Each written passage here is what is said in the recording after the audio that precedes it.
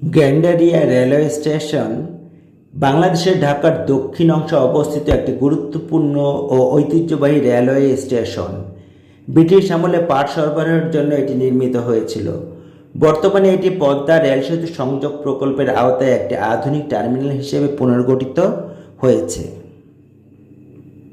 ঢাকার গেন্ডারিয়ার সতীন সরকার রোডে অবস্থিত Gendaria railway station Dhaka Narayanganj line এবং ঢাকা যশোর পদ্মা লিংক লাইনের সংযোগস্থল।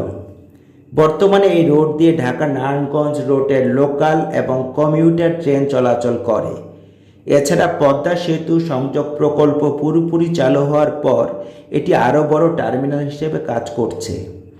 পূর্বে গেন্ডারিয়া রেলওয়ে স্টেশন মূলত যাত্রী ও পোস্তগোলা সাইডিংয়ের মাধ্যমে মালপত্র পরিবহনে ব্যবহৃত হতো।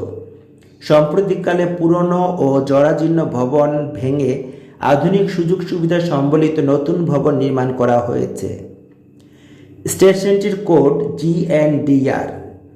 পূর্বে নৌপথে বিভিন্ন জায়গা থেকে পণ্য আসত ঢাকার বুড়িগঙ্গা নদীর পোস্তগোলা সাইডিংয়ে।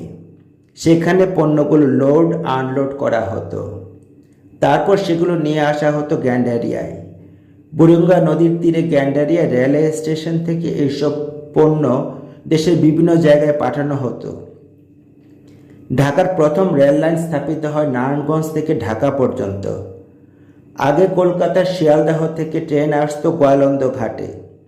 ঢাকায় আসার জন্য মানুষ প্রথমে গোয়ালন্দ থেকে স্টিমারে করে নারায়ণগঞ্জ আসত, তারপর সেখান থেকে ফের ট্রেনে করে গেন্ডারিয়ার উপর দিয়ে আসতো ঢাকায়। 1885 সালে ময়মনসিংহ থেকে নারায়ণগঞ্জ পর্যন্ত 144 কিলোমিটার দীর্ঘ মিটার গেজ রেল লাইন স্থাপিত হয়, যা ঢাকা স্টেট রেলওয়ে নামে পরিচিতি পায়।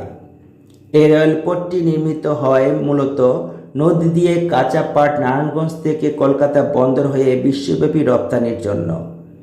ওই সময় এই রেল লাইনের অংশ হিসেবে নির্মিত হয়েছিল এই গেন্ডারিয়া রেলওয়ে স্টেশনটি।